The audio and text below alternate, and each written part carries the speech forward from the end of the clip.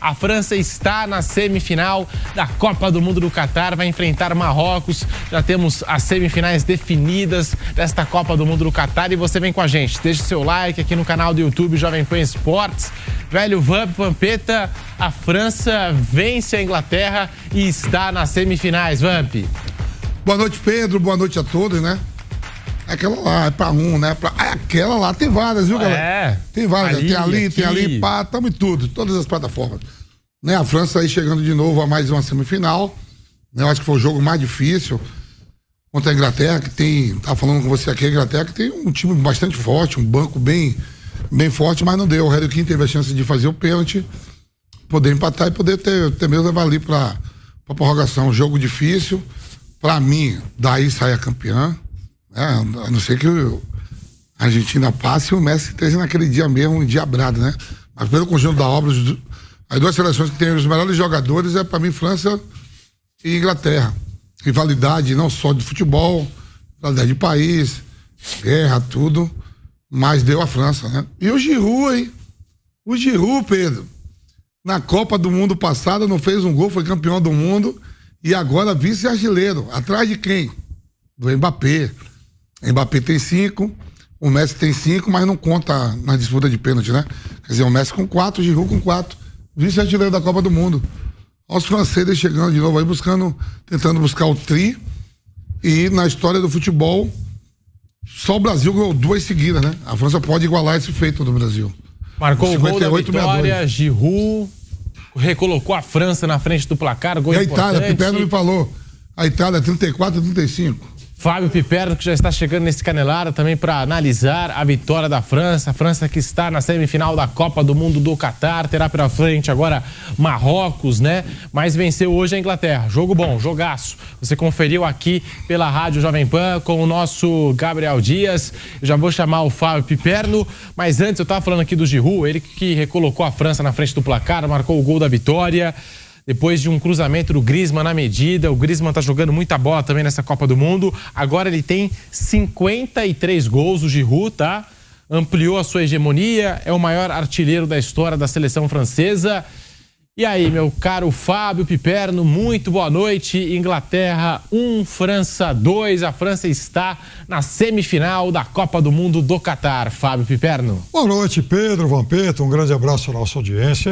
Essa Copa é um mundial de histórias individuais, histórias de vida maravilhosas, né? E também, claro, de grandes reviravoltas esportivas. A do Giroud é uma delas. O artilheiro virgem da última Copa, né? 0 gol, e de repente é o cara que coloca a França na semifinal, marcando contra a Inglaterra, e ele que já anotou 4 gols nesses 5 jogos. Realmente é uma grande demonstração aí que nada como uma Copa após a outra. E ninguém nem pensa no Benzema, né, Bebê? Pois é, esqueceram o Benzema.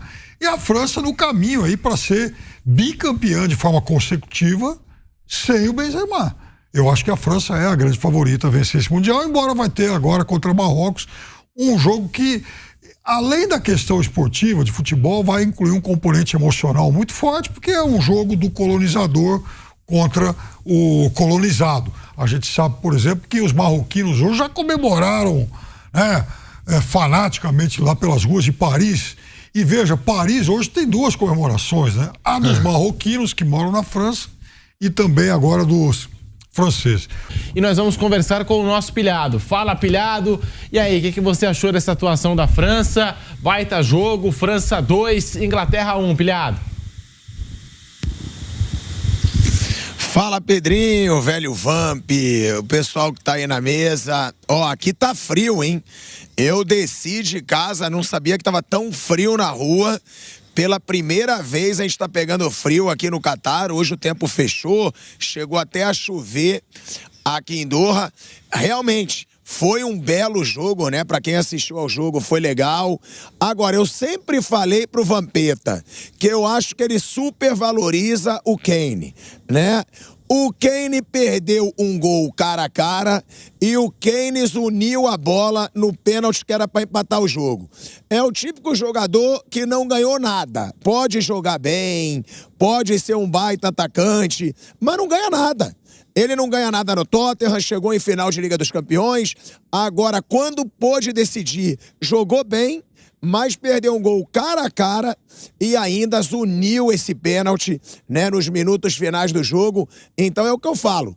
Eu não coloco o Kane ali no patamar de Haaland, eu não coloco o Kane no patamar do Mbappé, eu não coloco, aí eu não preciso nem falar, né?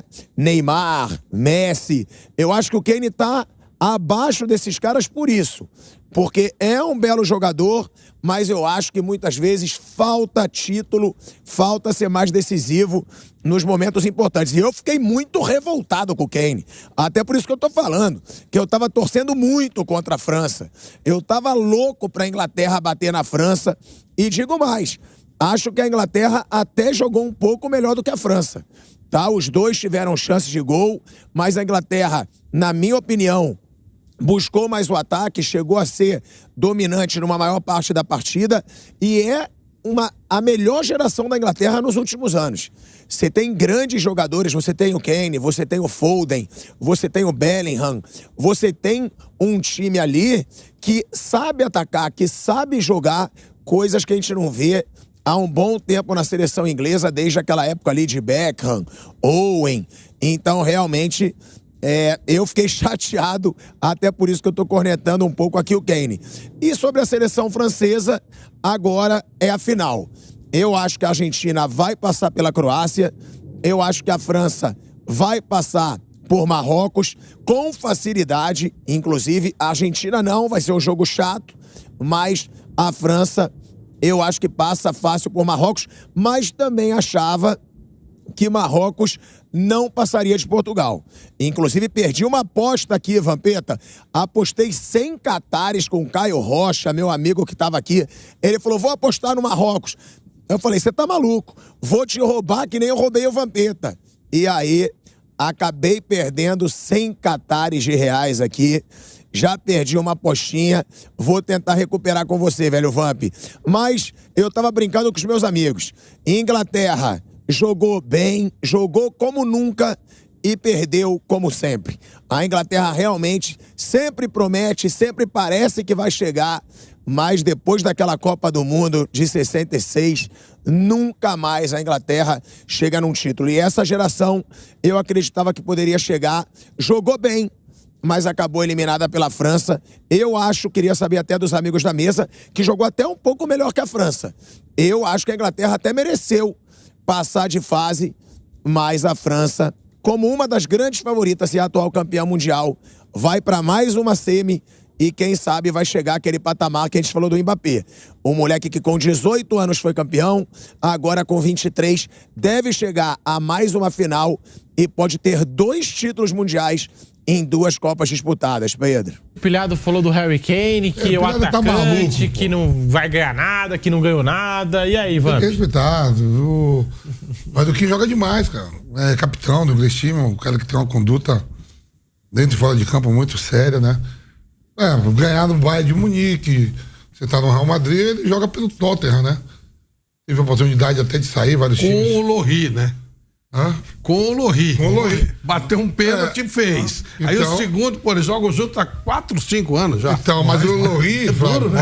Aí o Pilhado fala do Harry Kane, mas não fala do Lohri, porque o Lohri joga na seleção francesa e ganha. Senão ia ser a mesma também, coisa. né? Claro. Ia ser a mesma coisa, quer dizer assim. Jogador importante também, acho que a seleção inglesa tem jogadores interessantes pra caramba no banco. O time é muito novo e forte, né? Um jogo duro mesmo, poderia estar agora tendo a prorrogação e tudo. Só que a França, eu falo pra todo mundo, a França joga uma competição, uma Copa do Mundo mais leve do que algumas seleções. Do que a própria seleção brasileira mesmo, assim, porque, por exemplo, ontem 6 jogadores da Croácia eram vice-campeões do mundo. Sim. E a nossa seleção são jogadores importantes, é uma camisa importante, tem mais título, mas os caras nunca viveram isso. De jogar uma final de Copa do Mundo, já de participar. A mesma coisa acontece com a seleção francesa. O Mbappé, em relação ao Messi, Cristiano Ronaldo, que se despediu hoje, né, o próprio Harry Kane, ele joga mais leve. Já 20 anos, ele, Dembélé, né, Varane, esses caras, Lohri, já foram campeão do mundo.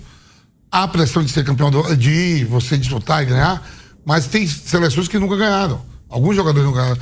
Em 66, que a seleção da Inglaterra ganhou. Depois o Mauro citou aí, perdeu a Eurocopa em casa, em Wembley, lotado, da maneira que foi. Aí cruza com a seleção francesa, podendo chegar de novo entre os 4. Perde pra Croácia, né? Perdeu pra Croácia na semifinal passada, né?